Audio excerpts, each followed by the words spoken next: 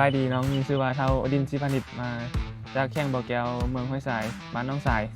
มาจากสโมสรมาด้าจีบีรู้สึกดีใจเนาะที่ได้มาคัดทีมชาติสุดนี้เป็นครั้งที่4ของน้องตัวน้องเองแล้วก็น้องจะพยายามให้ดีที่สุดให้ได้ติด23คนสุดท้ายให้ได้จะตั้งเป้าหมายไว้ให้ได้เข้ารอบต่อไปเนาะที่พยายามเฮ็ดให้ดีที่สุดเฮ็ดผลงานออกมาให้ดีที่สุดให้แฟนบอล